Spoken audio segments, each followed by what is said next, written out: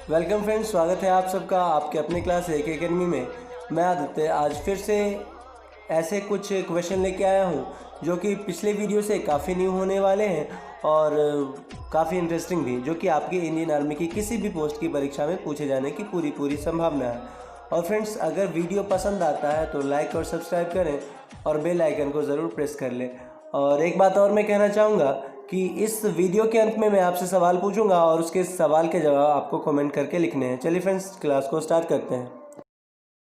Friends, हमारा first question है, what is the full form of RTGS? Option number A real time gross settlement, या फिर option number B real time gross schedule, या फिर option number C real term gross settlement, या फिर option number D real term gap settlement. तो friends, यहाँ पे जो हमारा आंसर होगा आरटीजीएस का full form real time gross settlement, option number A यहाँ पे राइट आंसर होगा। फ्रेंड्स, हमारा अगला सवाल है, पृथ्वी पर एकमात्र जानवर कौन है जो यहाँ पे कूद नहीं सकता है? ऑप्शन नंबर ए गाय, या फिर ऑप्शन नंबर बी सांप, या फिर ऑप्शन नंबर सी घोड़ा, या फिर ऑप्शन नंबर डी हाथी। तो फ्रेंड्स, यहाँ पे हमारा आंसर होगा ऑप्शन नंबर डी हाथी एकमात्र ऐसा जानवर है जो कूद नहीं सकता। और इसका गर्भकाल अगर पूछे तो आप कहेंगे 22 महीने का गर्भकाल होता है। फ्रेंड्स, हमारा अगला सवाल है, एक स्वस्थ मनुष्य एक बार में औसतन कितने वायु अपने फेफड़े में भर सकता है और छोड़ सकता है? तो यहाँ पे ऑप्शन दिया गया है 200 ml, या फिर ऑप्शन नंबर बी 1100 ml, या फिर ऑप्शन नंबर सी 800 ml, या फिर ऑप्शन नंबर डी 500 ml। तो फ्रेंड्स, यहाँ पे जो आंसर होगा ऑप्शन नंबर डी यहाँ पे राइट आंसर होगा। एक स्वस्थ मनुष्य 500 ml वायु यानी कि एयर अपने फेफड़े में भर सकता है और छोड़ सकता है। फ्रेंड्स, हमारा अगला सवाल है, निम्नलिखित में से कौन सा रोग पोषण की कमी के कारण बच्चों में नहीं होता? यानी कि यहाँ पे पोषण की कमी के कारण बताना है ऐसा कौन सा रोग है जो बच्चों में नहीं होता है। Option number A scurvy, option number B rickets, या फिर ऑप्शन नंबर सी पेलाग्रा, या फिर ऑप्शन नंबर डी पोलियो। तो फ्रेंड्स, यहाँ पे हमारा आंसर होगा ऑप्शन नंबर डी पोलियो, क्योंकि ये पोषण की कमी से होने वाला नहीं है, ये वायरस के कारण होता है पोलियो। इसको आप ध्यान में रखेंगे। और ज़्यादातर गंदे भोजन खाने से या फिर गंदे जगहों पे रहने से ये हमें होता है। और friends, option number A scurvy, ये विटामिन सी की कमी से होता है। फ्रेंड्स, हमारा अगला सवाल है, निम्नलिखित में से कौन एल्यूमिनियम का अयस्क है? ऑप्शन नंबर ए बॉक्साइट, या फिर ऑप्शन नंबर बी कोरंडम, या फिर ऑप्शन नंबर सी क्रायोलेट, या फिर ऑप्शन नंबर डी यह सभी। तो फ्रेंड्स, इससे पहले वाली वीडियो में भी हो चुका है ये सवाल और मैंने बतलाया था कि बॉक्साइट एल्यूमिनियम बॉक्साइट का अयस्क है। एल्यूमिनियम का अयस्क बॉक्साइट है। और फ्रेंड्स, यहाँ पे जो कोरंडम और क्रायोलाइट है ये भी एल्यूमिनियम का अयस्क है, इसे भी आप ध्यान में रखेंगे। और चलिए, तो यहाँ पे आंसर होगा ऑप्शन नंबर डी।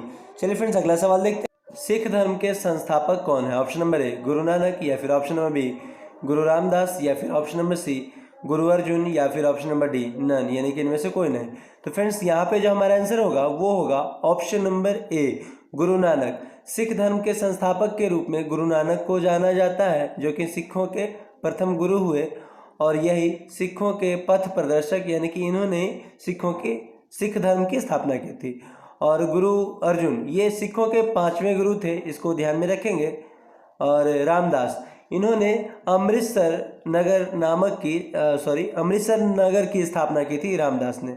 फ्रेंड्स, हमारा अगला सवाल है, किस ध्वज संहिता के तहत भारतीय नागरिकों को निजी संस्थाओं में राष्ट्रीय ध्वज प्रदर्शन का अधिकार दिया गया? ऑप्शन नंबर ए 2000, या फिर ऑप्शन नंबर बी 2002, या फिर ऑप्शन नंबर सी 2004, या फिर ऑप्शन नंबर डी 2001।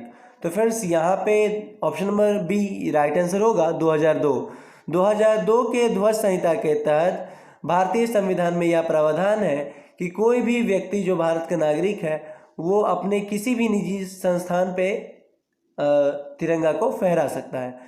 फ्रेंड्स, हमारा अगला सवाल है, राष्ट्रीय गीत के रचयिता कौन है? Option number A Rabindranath Tagore, या फिर option number B Bankim Chandra Chatterjee, या option number C Rahimtullah Sayani, या फिर option number D doctor Rajendra Prasad. तो फ्रेंड्स, यहाँ पे हमारा आंसर होगा राष्ट्रीय गीत के रचयिता Bankim Chandra Chatterjee, option number B यहाँ पे राइट आंसर होगा। और friends, option number D Rajendra Prasad, first prime minister of India. Friends, अगला सवाल है, भारत के राष्ट्रीय पुष्प क्या है? भारत का राष्ट्रीय पुष्प क्या है आपको बतलाना है। ऑप्शन नंबर ए गुलाब, या फिर ऑप्शन नंबर बी कमल, या फिर ऑप्शन नंबर सी गेंदा या फिर ऑप्शन नंबर डी चमेली। तो फ्रेंड्स यहाँ पे हमारा आंसर होगा ऑप्शन नंबर ए गुलाब। फ्रेंड्स ये इसका वैज्ञानिक नाम की बात करें तो नीलम्बो न्यूसीफेरा इसका वैज्ञानिक नाम है गुलाब का, इसे भी आप ध्यान में रखेंगे। फ्रेंड्स हमारा अगला सवाल है, भारत की राष्ट्रीय नदी कौन है? ऑप्शन नंबर ए गंगा या फिर ऑप्शन नंबर बी यमुना या फिर ऑप्शन नंबर सी सरस्वती या फिर ऑप्शन नंबर डी ब्रह्मपुत्र। तो फ्रेंड्स यहाँ पे तो आप लोग को मालूम होना ही चाहिए, हमारा आंसर होगा ऑप्शन नंबर ए गंगा। और गंगा को राष्ट्रीय नदी कब घोषित किया गया? तो इसका आंसर होगा 2008 में गंगा को भारत की राष्ट्रीय नदी का दर्जा दिया गया है, इसे भी आप ध्यान में रखेंगे। फ्रेंड्स चलिए नेक्स्ट क्वेश्चन देखते हैं। हमारा नेक्स्ट क्वेश्चन है, भारत का राष्ट्रीय पक्षी कौन है? ऑप्शन नंबर ए तोता या फिर ऑप्शन नंबर बी गौरैया या फिर ऑप्शन नंबर सी मयूर या फिर ऑप्शन नंबर डी कौवा।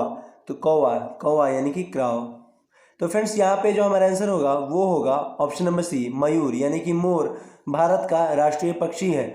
और इसका वैज्ञानिक नाम आप लोग को कमेंट करके बतलाना है। ये आज का फर्स्ट क्वेश्चन रहा और सेकंड क्वेश्चन हम वीडियो के लास्ट में आपसे पूछेंगे। और चलिए देखते हैं अगला सवाल हमारा अगला सवाल है। और फ्रेंड्स यहाँ गौरैया ये बिहार का राष्ट्रीय पक्षी है, इसे आप ध्यान में रखेंगे। फ्रेंड्स हमारा अगला सवाल है, सुंदरबन क्या है? ऑप्शन नंबर ए डेल्टा या फिर ऑप्शन नंबर बी पहाड़ या फिर ऑप्शन नंबर सी नदी या फिर ऑप्शन नंबर डी रेगिस्तान। तो फ्रेंड्स सुंदरबन एक डेल्टा का नाम है। और फ्रेंड्स डेल्टा किसे कहा जाता है? अगर ऐसा पूछे कहेंगे कि इसे नदियों द्वारा लाई गई मिट्टी जो एक जगह जमा हो जाती है वही डेल्टा कहलाती है। और इसका आकार की बात करें तो इसका आकार त्रिभुजाकार होता है, इसे आप ध्यान में रखेंगे। चलिए फ्रेंड्स देखते हैं अगला सवाल क्या है, हिटलर का जन्म किस देश में हुआ था? ऑप्शन नंबर ए जर्मनी या फिर ऑप्शन नंबर बी चीन या फिर ऑप्शन नंबर सी इटली या फिर ऑप्शन नंबर डी ऑस्ट्रेलिया। तो फ्रेंड्स यहाँ पे हमारा आंसर होगा ऑप्शन नंबर डी ऑस्ट्रेलिया।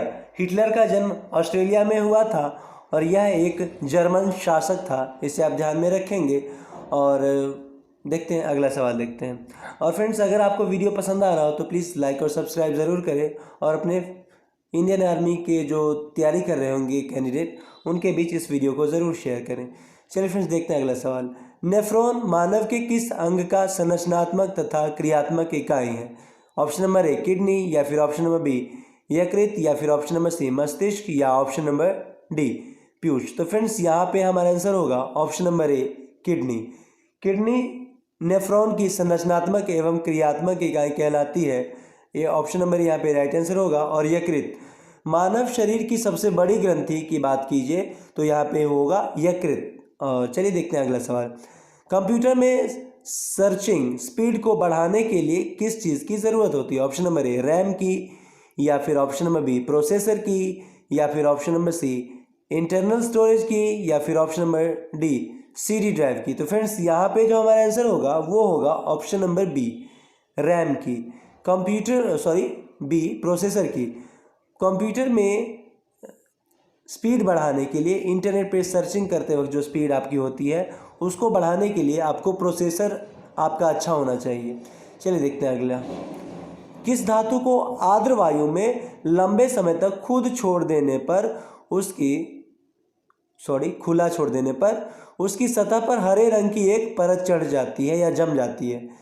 वो कौन सा तत्व है या धातु है जो भी हो? ऑप्शन नंबर ए लोहा या फिर ऑप्शन नंबर बी एल्यूमिनियम या ऑप्शन नंबर सी तांबा या फिर ऑप्शन नंबर डी पारा। तो फ्रेंड्स यहाँ पे जो हमारा आंसर होगा वो होगा तांबा ऑक्सीजन से प्रतिक्रिया करके अपने ऊपर यानी कि तांबा जो धातु है उसके ऊपर ये परत चढ़ जाती है हरे रंग की, इसको आप ध्यान में रखेंगे। और लोहा ऑक्सीजन से प्रतिक्रिया करके उसका क्षरण हो जाता है और उसके वेट में यानी कि वजन में वृद्धि हो जाती है, इसको ध्यान में रखेंगे। फ्रेंड्स हमारा अगला सवाल है, एक वस्तु का द्रव्यमान 10 kg है, पृथ्वी का भार कितना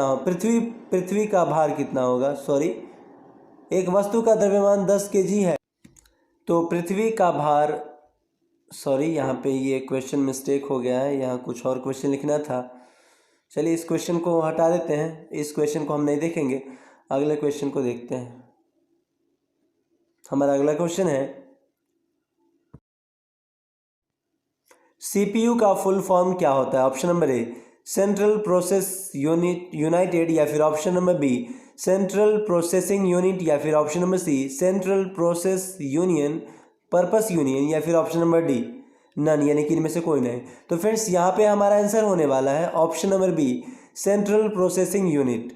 और सीपीयू क्या होता है? अगर फ्रेंड्स ऐसा पूछा जाता है कि सीपीयू क्या होता है, तो आप कहेंगे सीपीयू का यूज़, यानी कि सीपीयू का यूज़ कंप्यूटर के क्षेत्र में किया जाता है, कंप्यूटर के रूप में किया जाता है। ये देख सकते हैं आप, सीपीयू, इसी को सीपीयू कहा जाता है और ये कंप्यूटर का ब्रेन होता है, इसको आप ध्यान में रखेंगे। फ्रेंड्स हमारा अगला सवाल है, विटामिन की खोज किसने की थी? ऑप्शन नंबर ए आइंस्टीन, या फिर ऑप्शन नंबर बी हॉपकिंस, या फिर ऑप्शन नंबर सी फंक, या फिर ऑप्शन नंबर डी मैकुलिन ने। तो फ्रेंड्स यहाँ पे हमारा आंसर होगा ऑप्शन नंबर सी फंक ने। विटामिन की खोज पूछेगा आपसे तो आप कहेंगे कि विटामिन की खोज फंक ने की थी और विटामिन बी की खोज हॉपकिंस ने की थी। विटामिन बी की खोज हॉपकिंस ने की थी, इसे भी आप ध्यान रखेंगे। और आइंस्टीन तो सापेक्षता का सिद्धांत दिए और द्रव्यमान संरक्षण। फ्रेंड्स हमारा अगला सवाल है, राष्ट्रपति की वेतन क्या है? राष्ट्रपति का वेतन क्या है आपको बतलाना है वर्तमान समय में। ऑप्शन नंबर ए 3.5 लाख, या फिर ऑप्शन नंबर बी 5 लाख, या फिर ऑप्शन नंबर सी 4 लाख, या फिर ऑप्शन नंबर डी 1.5 लाख। तो फ्रेंड्स यहाँ पे हमारा आंसर होने वाला है ऑप्शन नंबर डी, क्योंकि फ्रेंड्स ये अभी जो निर्मला सीतारमण हमारी वर्तमान की वित्त मंत्री है, उन्होंने संसद में यह फैसला सुनाया है कि राष्ट्रपति का वेतन 5 लाख होना चाहिए और उपराष्ट्रपति का वेतन 4 लाख और जो राज्यपाल है उसका वेतन 3.5 लाख। तो ऐसा पहले अभी के वर्तमान की संसद में ऐसा फैसला निर्धारित लिया गया है। उससे पहले यानी कि अभी से पहले जो इसका राष्ट्रपति का वेतन है वो 1.5 लाख रुपया है। इससे आप सारी बातों को आप ध्यान में रखेंगे। फ्रेंड्स आइए अब देखते हैं कि कल का जो सवाल मैंने पूछा था, पहला सवाल ये था कि सबसे पुराना राजवंश कौन है।